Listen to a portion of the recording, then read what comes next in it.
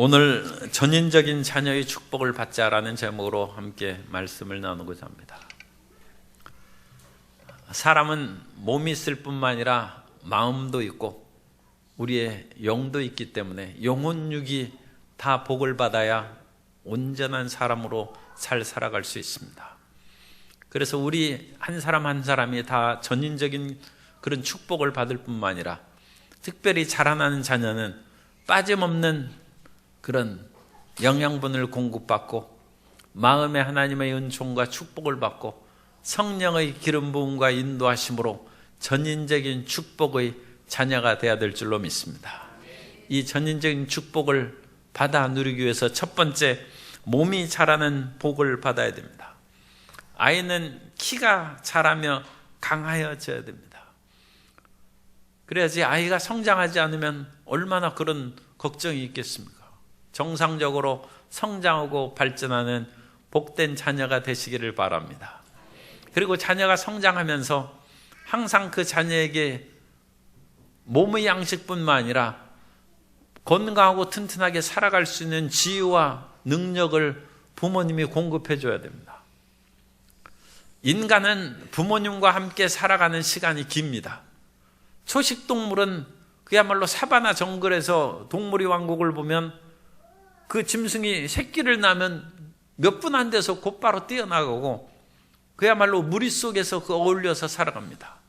그러므로 초식동물은 오랫동안 부모가 교육을 시키지 않습니다. 그 무리와 함께 먹고 살아가는 것입니다.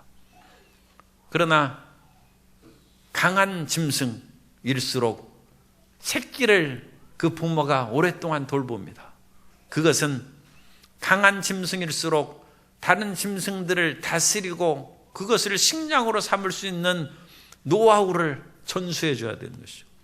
그래서 오랫동안 부모하고 같이 지내는 그런 사람과 동물은 힘있고 강하게 세상에서 살아갈 수 있습니다. 그러므로 부모님은 요즘의 세상에서 참 맞벌이하고 자녀를 교육하기 어려운데 최소한 3살까지는 아무리 피곤해도 자녀에게 끊임없이 얘기하고 끊임없이 기도하고 끊임없이 먹을 것을 주면서 3살까지 가르쳐야 됩니다. 왜 3살인지는 저도 잘 얘기하기는 어렵습니다만 한나가 하나님 앞에 부르짖어 기도했을 때 하나님, 제가 자녀를 낳으면 그 자식을 하나님께 바치겠습니다 하고 젖될 때까지 한나가 사무엘을 키우고 젖이 뗀 후에는 그 사무엘을 하나님 전에 바쳤습니다. 그때부터는 부모는 가끔 만나고 엘리 제사장의 집에서 사무엘이 성장했는데 히브리인들이 젖될 때로 하는 것이 보통 3살입니다. 3살까지 키우고 끊임없이 돌봐야 된다. 그러므로 그때까지는 힘들죠. 낮에 직장 다니고 그러는데 그 어린아이를 다른 사람에게 맡기는 것은 자칫하면 무책임할 수가 있습니다. 그러므로 직장에 다녀오고 피곤할지라도 밤에라도 가르치고 얘기해주고 그 몸이 잘 성장하는지 끊임없이 살펴보면서 아이를 건강하게 교육시켜야 됩니다. 그래서 몸과 그 모든 생활의 일이 잘 자라날 수 있도록 부모님을 지키고 돌봐주면 몸도 건강하고 키도 크고 건강하게 잘 자라나게 될 줄로 믿습니다. 아마 3살까지 그 모든 영양분과 자라나는 힘이 앞으로 키가 180이 될지 190이 될지 그 영양분을 그때 공급할지도 몰라요. 사람이 키가 크고 성장하는 것을 아직도 우리 과학이 우리 마음대로 할 수 있고 밝힐 수 있는 것은 아닙니다. 그러나 건강하고 튼튼하게 잘 자라서 예수님께서 지혜와 키가 자라면 그런 하나님의 은혜를 입은 것처럼 부모님이 놀랍게 자녀가 잘 영육간에 성장할 수 있도록 도와주시기 바랍니다. 또한 부모님이 자녀와 함께 어릴 때 같이 먹고 그러면 그 자녀가 건강하게 자랄 수 있습니다. 옛날에는 그 추석이나 그런 때 동네에서 씨름을 했어요. 그래가지고 저도 씨름 선수로 출전해서 연필을 한 개 한다든지 그런 식으로 이제 하고 그러는데, 이 씨름을, 그래서 내가 시골에서 씨름을 배웠기 때문에 중학교 때 이제 대전에서 학교를 다니면서 나보다 키가 한 5cm 큰 그 친구하고 씨름을 하는데 그 친구가 나를 못 이기는 거예요. 그러니까 자기는 분명히 자기가 키도 크고 힘도 센데 왜 못 이겨? 나는 씨름판에서 자라는 소시적이 있고 그 친구는 중학교 때 지금 씨름 배워서 나하고 하자니까 내가 상대가 안 되죠. 그래가지고 결국은 자기 옷이 찢어질 때까지 그렇게 씨름을 했어요. 그런데 어느 날 동네에서 씨름 대회가 열렸는데 그 집 아들이 항상 우승을 합니다. 그런데 어느 날은, 오늘날은 그 복면의 그런 가수들도 있고 어쨌든 오늘날에는 이 복면이 유행하는 거예요. 그죠? 그래서 복면 가왕처럼 복면을 한 어떤 장사가 딱 나타났는데 매년 우승하던 그 아들이 맥없이 졌어요. 그런데 아무리 이상해서 나중에 집에 가서 확인해 보니까 자기 누님이에요. 그래가지고 어머니에게 따진 거예요. 아니, 어찌해서 제가 누나를 못 이깁니까? 그러자 그 엄마가 사실을 얘기하는데 이건 너무 과장이죠. 내가 딸을, 내 누나를 배웠을 때, 임신했을 때는 소를 10마리 먹었다는 거예요. 한 달에 소 한 마리 먹을 수 있습니까? 소 10마리를 먹었다. 그런데 딸을 낳았어요. 그래가지고 그 엄마가 실망해서 너를 배웠을 때는 혹시 딸이면 어떨까 해가지고 마지막 10개월 때 한 마리를 안 먹었어요. 그래서 9마리 먹고 너를 낳고 누나는 10마리를 먹었어요. 그래 누나가 이긴다. 누나가 너보다 힘이 세다. 그래서 부모는 자녀하고 항상 음식을 잘 먹어서 건강한 몸을 가진 자녀로 양육시키기 바랍니다. 두 번째는 지혜가 충만한 그런 복을 받아야 되는데, 이 세상은 불공평한 세상이고 악하고 거친 세상입니다. 그러므로 이 거칠고 악한 세상에서 우리가 이기며 살아가려면 지혜를 얻어야 되지. 세상은 못 바꿉니다. 세상은 흑암의 세력이 지금 잡고 있는 그런 것이고, 예수님께서 시험을 받으셨을 때도 마귀가 이 세상의 모든 부귀영화를 내게 절하면 주겠다고 한 것처럼 하나님이 역사하시지만 일정 기간 동안에는 마귀가 횡행하는 세상입니다. 그러므로 이 세상은 이리때가 난무하는 세상이죠. 그래서 마태복음 10장 16절에 보면 보라 내가 너희를 보냄이 양을 이리 가운데 보냄과 같도다. 그러면 너희는 뱀같이 지혜롭고 비둘기같이 순결하라. 우리의 영혼은 비둘기같이 순결해야 되지만 지혜로워야 됩니다. 지혜로워야 돼요. 성경에 참 이런 비유가 뱀같이 지혜로우라는 그런 비유를 하는 것은 쉬운 비유가 아닙니다. 그러므로 우리는 이 세상을 이기며 살아가려면 순진무구해서는 안 됩니다. 지혜로워요. 지혜. 그러면 어떻게 지혜를 우리가 얻습니까? 성경은 지혜의 근본이 하나님을 경외하는 데 있다고 얘기합니다. 사람이 아무리 가르쳐도 지혜로움이 생기는 것이 아닙니다. 정말로 지혜로운 것은 하나님을 경외함으로 하나님께서 주시는 지혜라는 것입니다. 잠언서 2장 6절 이하에 보면 대저 야훼는 지혜를 주시며 지식과 명철을 그 앞에서 내시며 그는 정직한 자를 위하여 완전한 지혜를 예비하시며 행실이 온전한 자에게 방패가 되시나니. 그래서 지혜의 근본이 하나님께 있습니다. 그런데 그 하나님께서는 지혜를 누구에게 주시나? 하나님을 경외하는 자에게 주신다는 거예요. 그러므로 부모님은 하나님을 경외할 뿐만 아니라 자녀에게 하나님을 경외하는 것을 가르쳐야 됩니다.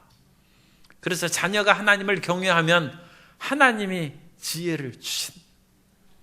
그래서 하나님을 경외하면 사실은 공부 잘합니다. 머리가 좋아요. 꼭 공부 잘하는 것이 지혜로운 것은 아니죠. 공부 못해도 그 손흥민 선수처럼 축구 잘하면 공부 아무리 해서 돈 버는 것보다는 훨씬 더 많이 버니까 그것도 인생의 또 다른 삶의 길이라고 생각합니다. 그러나 어찌됐든지 세상을 살아가려면 이 일 가운데 양을 보냈기 때문에 지혜로운 삶을 살아야 되는데, 어떤 직업을 가지든지 지혜로운 삶을 살으려면 하나님을 경외함으로 주님께서 주시는 지혜를 받아야 된다는 것입니다. 예수님께서 수많은 이 세상의 사람들 가운데서 마리아를 통하여 이 땅에 오신 것은, 마리아는 하나님을 경외하는 사람입니다. 그 당시 상황으로서 처녀가 자식을 낳을 수 있는 상황이 아니고, 그것으로 인하여 요셉이 고소하면 돌에 맞아서 죽는 것입니다. 그럼에도 불구하고 이 마리아는 천사 가브리엘이 얘기하는 말을 그대로 듣고 주의 여종이 오니 주의 뜻대로 이루어지이다. 하나님을 경외함으로써 자기 목숨을, 그것을 오히려 하나님께 맡기고 가볍게 생각한 것입니다. 이런 경외함과 또 요셉이 그 사실을 알았을 때에도 사람을 의심하지 아니하고 하나님을 경외함으로 마리아 데려오기를 두려워하지 아니하고 마리아를 데려와서 예수님을 성장시키는 그 일을 했습니다. 그럼으로써 예수님의 육신의 그런 부모들이 하나님을 경외하는 사람이고, 이 하나님을 경외하는 부모님 안에서 예수님이, 육신을 가지고 오신 예수님이 하나님의 경외하심을 또한 배우는 것입니다. 그래서 예수님의 부모들은 매년 해마다, 예수님의 부모들은 별로 여유 있는 생활이 아닙니다. 그 집에서 넉넉지 못한 삶을 살아가지만 끊임없이 갈릴리에서 사흘길을 걸어서, 사흘길을 예루살렘에 와서 하나님을 뵙고 예배드리는 하나님에 대한 경외입니다. 하나님을 예배하는 데 있어서도 여러 가지 필요한 물질적인 그런 것도 감수를 해야 되고, 시간도 빼앗기고 여러 가지 일들이 많이 빼앗깁니다. 그러나 우리 인생에 돈을 벌어서 무엇을 하는데 씁니까? 하나님을 경외하는데 돈을 쓰는 복을 받게 되시기 바랍니다. 우리가 돈을 많이 벌어서 할 일이 많이 있지만, 돈을 많이 버는 목적은 하나님을 경외하는 데 방해받지 않는 것입니다. 우리가 권력을 얻기 위해서 많은 노력을 하는데, 권력을 많이 가진 것은 하나님을 경외하는 데 방해받지 않는 것입니다. 그러니까 예컨대 회사 사장이 되면 예배를 자기 마음대로 갈 수 있죠. 그런데 과장이 되면 눈치 봐야죠. 부장님 눈치 봐야 되고 사장이 눈치 봐야 되니까 자기 마음대로 예배 못 드리죠. 그러므로 우리가 이 세상에서 필요한 재물과 권력과 부귀를 갖는 것은 그 모든 초점을 하나님을 경외하는 데 사용하는 그런 참된 경외하는 부모가 되고, 그러한 경외심으로 자녀를 가르쳐서 이 세상에서 가장 크고 위대하게 되었을 때, 그 크고 위대하게 된 자녀가 하나님을 경외하는데 그 위대한 것을 사용하는 복을 받게 되시기를 예수님의 이름으로 축원합니다. 그래서 하나님을 경외함으로 지혜를 얻는 거예요. 지혜. 결국 그 지혜를 얻어서 그 모든 사람들을 더 올바른 길로 이끌어가는 하나님의 자녀가 되어야 될 줄로 믿습니다. 부모가 이와 같이 하나님을 경외하는 놀라운 일을 행할 때, 구체적으로 그 부모님은 자녀에게 말씀을 가르치라고 하고 있습니다. 신명기 6장 4절 이하에 보면, 이스라엘아 들으라, 우리 하나님 야훼는 오직 유일한 야훼이시니 너는 마음을 다하고 뜻을 다하고 힘을 다하여 내 하나님 야훼를 사랑하라. 오늘 내가 내게 명하는 이 말씀을 너는 마음에 새기고 내 자녀에게 부지런히 가르치며 집에 앉았을 때에든지 길을 갈 때에든지 누워있을 때에든지 일어날 때에든지 이 말씀을 강론할 것이며. 그래서 자녀가 성년이 되기까지는 부모의 권세하에 있으니까 하나님의 말씀을 가르쳐야 돼요. 끊임없이 말씀을 가르쳐야 돼요. 말씀을 가르치는 것을 숙제를 내야 돼요. 학교 숙제도 해야 되지만 말씀을 읽고 쓰는 숙제를 해야 돼요. 그리고 자녀에게 용돈을 줄 때에도 김장한 목사님처럼 성경을 한 장 읽으면 1,000원씩 주는, 그래서 용돈을 주는. 그런데 어릴 때 그와 같이 자식을 못 켰어요. 그래서 이미 자식이 25, 30이 됐어요.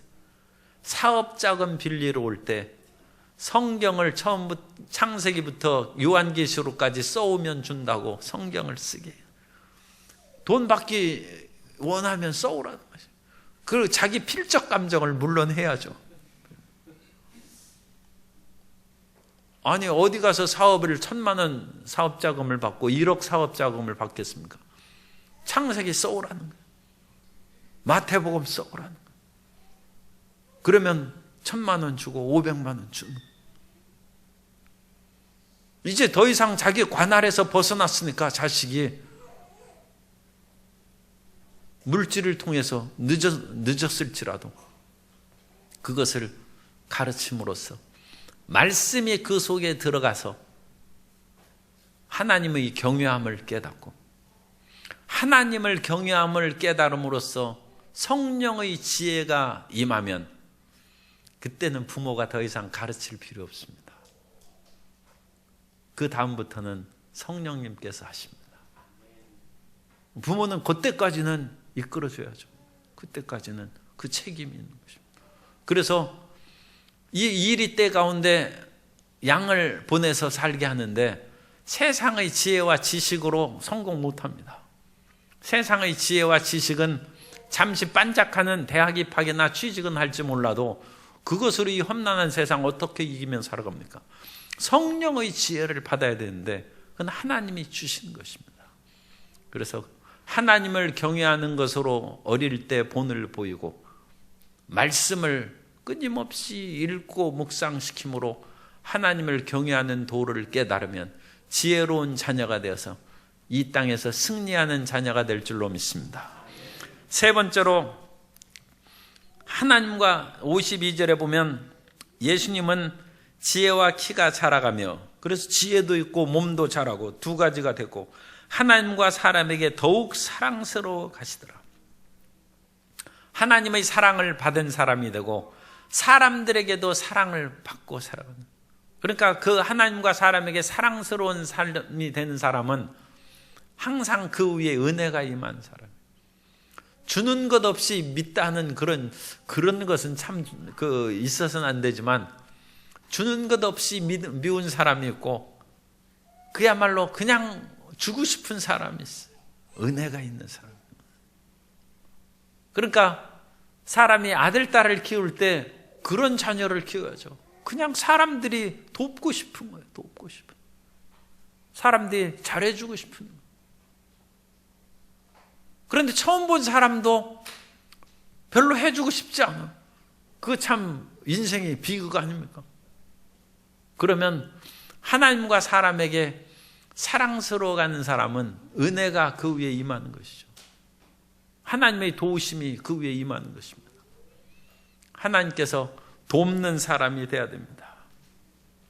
시편 18편 31절 이하에 보면 야훼 외에 누가 하나님이며 우리 하나님 외에 누가 반석이냐. 이 하나님이 힘으로 내게 띠띠우시며 내 길을 완전하게 하시며 나의 발을 암사슴발 같게 하시며 나를 나의 높은 곳에 세우시며 내 손을 가르쳐 싸우게 하시니 내 팔이 놋화를 당기도다. 하나님이 힘이십니다. 따라서 하시겠습니다. 하나님이 힘이고 하나님이 반석이십니다. 그래서 하나님께서 힘이요 반석이 되신 것입니다. 그러므로 우리는 하나님이 돕는 사람이 되어야 됩니다. 그래서 하나님이 돕는 사람이 되려면 어떻게 해야 됩니까? 시편 146편 5절에 보면 야곱의 하나님을 자기의 도움으로 삼으며 야훼 자기 하나님을 자기의 소망을 두는 자는 복이 있다고 했습니다. 그래서 하나님을 도움으로 삼고 하나님의 힘을 얻으려면 예배하는 사람이 돼야 돼요. 예배. 끊임없이. 아브라함이 이제 세겜 땅에 들어왔을 때 처음 이제 첫 가나안 땅에 들어온 것이 세겜입니다. 거기에서 조금 가면서 제단을 쌓았다고 했습니다. 그러면서 아브라함이 가는 곳마다 제단을 쌓고 하나님의 이름을 불렀다고 했습니다. 하나님은 예배 가운데 우리의 힘이 되십니다. 그러므로 예배를 하나님 앞에 마음과 뜻을 다하고, 그 예배도 이제 그냥 예배라고 그냥 하는 것이 당연하게 마음을 다하고 뜻을 다하고 힘을 다하여 예배 드릴 것을 전제로 해서 하는 것입니다. 예수님께서는 영과 진리로, 성령과 말씀의 진리로 예배를 드리라고 했어요. 그래서 그런 진실된 예배를 드리면 하나님이 우리의 도움이 되시고 우리의 힘이 되십니다. 그리고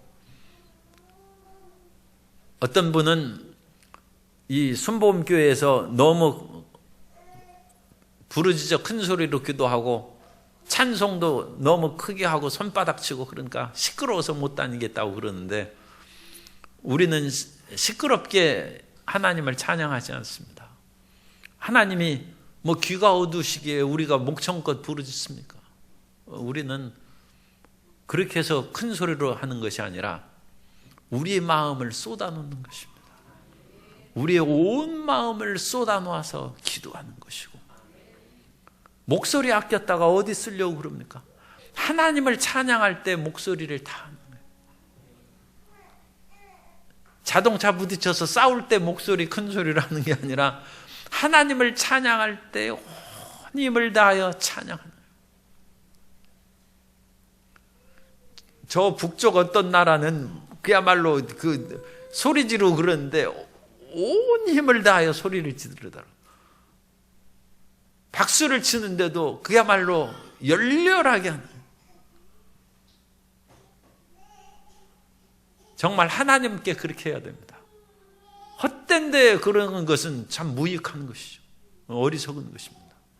우리는 하나님 앞에 정말로 힘껏 박수를 치고 힘껏 찬양하고 온 힘을 다하여 하나님을 예배하면 하나님이 우리 예배를 받으시고 우리의 도움이 되십니다.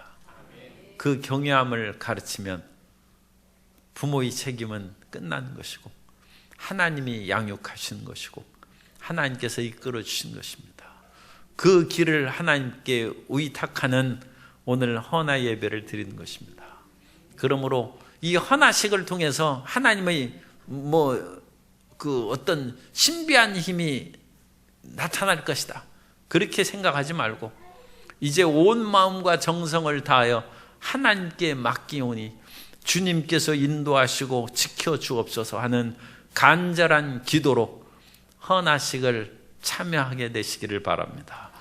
그 간절한 마음을 주님께서 들으시고 주님께서 또한 부모가 자녀가 자라날 동안에 말씀으로 양육하고 찬양하고 기도하는 것을 끊임없이 가르치고 교육할 때 주님께서 참으로 지혜 있는 자녀로 세우시고 건강한 자녀로 만드시고 이 세상을 이기는 자녀로 세우는 복을 내려주실 줄 믿습니다.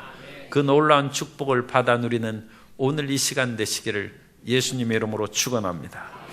은혜로우신 우리 하나님 아버지, 예수님께서 영혼육이 건강하게 자라나고 하나님과 사람 앞에서 날이 갈수록 사랑스러워진 것처럼 오늘 헌화 예배를 통하여 자녀를 주님 앞에 맡기는 귀한 자녀들이 몸도 잘 성장하게 하시고 지혜도 충만하게 하시고 하나님과 사람에게 사랑스러운 은혜 있는 자녀가 되게 하여 주옵소서. 그래야 이 땅에서 하나님의 뜻을 이루고 많은 사람에게 존경과 사랑을 받으며 가문을 일으키고 부모의 자랑과 기쁨이 되고 교회의 자랑이 될 수 있도록 복을 내려 주옵소서. 예수님 이름으로 기도합나이다. 아멘. 우리 말씀을 생각하시면서 오늘 헌화식을 통하여 귀한 자녀들이 이 큰 은총 가운데 들어갈 수 있도록 해달라고, 또 우리의 모든 자녀들이 이미 어린 시절을 다 보냈다 할지라도 이제 우리에게 남은 것은 글쎄요, 어쨌든 뭐 유산 나눠줄 거 있으면 그걸 빌미로 성경을 가르치고 예배를 가르쳐요. 이제 마지막 남은 기회가 그거밖에 없어요. 그래서 하나님을 경외하는, 늦었더라도 경외하는 청년들 만들 수 있도록 주님 도와주옵소서. 주여 3번 하고 기도합니다. 주여, 주여, 주여. 살아계신 우리 하나님 아버지 감사합니다. 주의 놀라우신 은총과 사랑이 우리 모든 아버지 하나님께서 가정에 임하여 주셔서 하나님의 영광을 드러내는 아름다운 가정이 되게 하시고, 주님께서 부모님을 통하여 이 귀한 자녀들을 낳게 하셨사오니 이 자녀들이 영혼이 잘된같이 범사에 잘도 강건한 자녀들이 되게 복을 내려 주옵소서. 이미 성장한 자녀들도 하나님을 경외함으로 이 세상을 이기고 살아가는 자녀로 변화될 수 있도록 주님 역사하시고 은혜 내려 주옵소서. 할렐루야. 주여 감사하고 찬양합니다. 은혜를 믿습니다. 지금부터 거룩하고 복된 헌화식을 거행하도록 하겠습니다. 헌화식은 이전에 이제 기독교에서는 영세를 주었습니다. 어린 자녀를 하나님께 맡기는데 그 어린아이에게 세례를 줌으로써 세례명을 받고 그 하나님께 인생을 맡기는 것입니다. 그러나 우리 교회에서는 이와 같이 영아 세례를 주지 않습니다. 우리는 이미 자기 자신이 지각이 있고 예수님께서 나를 위하여 십자가에 못 박혀 죽으시고 부활하심으로써 나의 죄를 대속하셨다는 것을 이해할 수 있는 나이가 될 때까지, 그러니까 한 10살 정도는 돼야 되겠죠. 좀 머리가 좋은 사람은 그 이전에도 될 수 있고, 그래서 그때 우리는 침례를 베풉니다. 그러므로 그와 같은 나이가 되기까지는 적어도 7, 8년 또는 10년이 걸릴 수 있지 않습니까? 그러니까 그 오랜 기간 동안 우리는 헌화식을 함으로 너는 하나님 앞에 맡겨진 그런 자녀다, 그걸 어린아이 때부터 그걸 새겨주는 것입니다. 하나님 앞에 예비하고 하나님께서 너를 눈동자같이 지켜보시고 너희 길을 인도하신다, 그걸 부모님을 통하여 어린 자녀가 들어야 되는 것이고, 내가 왜 성경을 읽어야 합니까 할 때 너는 하나님께 맡겨진 자로서 이미 내가 철이 없을 때 이미 하나님께 맡기고 주님께 의탁했으므로 하나님의 말씀을 듣고 주님의 뜻을 따라야 된다, 그걸 가르치는 그런 의무가 있는 것이 이제 헌화식입니다. 그래서 이 헌화식을 우리가 거행함으로 이 오늘 참여한 모든 분들은 그러한 마음으로 잘 이해하시고 그걸 어린 자녀들에게 잘 가르치는 부모님이 되시기를 바랍니다.